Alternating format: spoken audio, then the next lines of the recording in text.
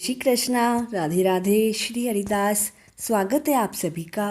आज के इस वीडियो में हम ऋषि पंचमी की व्रत कथा का श्रवण करेंगे। हिंदू पंचांग के अनुसार ऋषि पंचमी व्रत भाद्रपद माह के शुक्ल पक्ष की पंचमी तिथि को मनाया जाता है।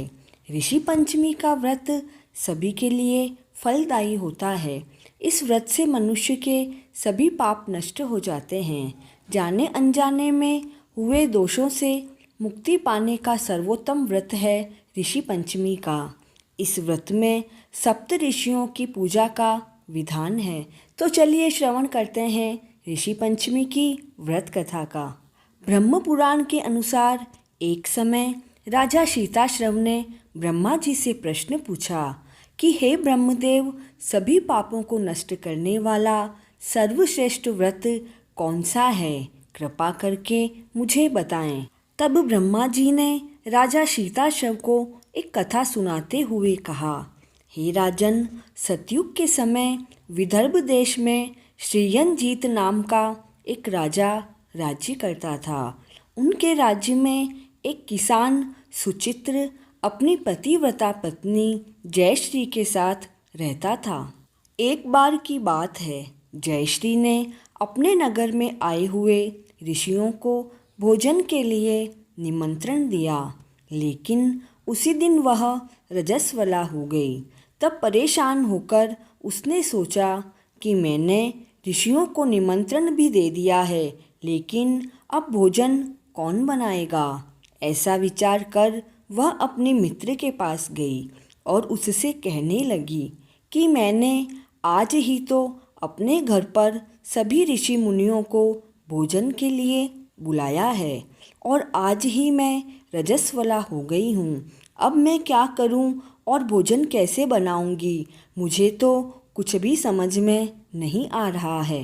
तब उसके मित्र ने कहा, तुम चिंतित मत हो, एक काम करो, तुम 7 पट्टों पर बैठकर 7 बार स्नान कर लो, फिर 7 ही बार वस्त्र बदल लो और उसके बाद तुम भोजन बना लेना। जयश्री ने तो पड़ोसन के कहे अनुसार ही कार्य किया और भोजन बना लिया। जब ऋषि मुनि भोजन करने बैठे तो उन्होंने जयश्री से कहा, हे देवी, हम 12 वर्षों में आँख खोल रहे हैं, भोजन में कोई आपत्ति तो नहीं है? तब जयश्री ने विनयपूर्वक कहा, महाराज, कोई आपत्ति नहीं है, आप भोजन करो। तब ऋषिगण ने आंखें खोलकर अपनी दिव्य दृष्टि से भोजन को देखा तो उसमें तो कीड़े मकोड़े दिखाई दिए। वे समझ गए कि भोजन में कीड़े मकोड़े कैसे आए हैं। तब वे तो अत्यंत क्रोधित होकर बोले कि तुम दोनों पति पत्नी घोर पापी हो, तुम हमें यह अशुद्ध भोजन खिला रहे हो। हम तुम्हें श्राप देते हैं कि तुम इस पाप को जरूर भुगतोगे। ऋषियों के श्रापवश अगले जन्म में सुचित्र ने बैल का और जयश्री ने कुतिया के रूप में जन्म लिया। अब वे दोनों इस रूप में अपने पुत्र के घर में रहने लगे। उनका पुत्र सुदेव बहुत धार्मिक प्रवृत्ति का इंसान था। एक दिन सुदेव के पिता का श्राद्ध आया तो उसने श्राद्ध के दिन ऋषि मुनियों को भोजन के लिए बुलाया। बहू ने पूरी सब्जी, खीर आदि सभी तरह के अलग अलग पकवान बनाए, लेकिन तभी एक चील उड़ती हुई आई और मरे हुए सांप को खीर में डालकर चली गई। कुतिया के रूप में जयश्री यह सब देख रही थी। उसने अपने पुत्र को ब्रह्म हत्या के पाप से बचाने के लिए उस खीर के बर्तन में मुंह डाल दिया। यह देखकर सुदेव की पत्नी को बहुत गुस्सा आया और उसने तो चूल्हे की लकड़ी निकाली और उस कुतिया को खूब मारा और खाने के लिए भी उसे कुछ नहीं दिया। बहू ने वापस पूरा भोजन फिर से बनाकर ऋषियों को भोजन करवाया।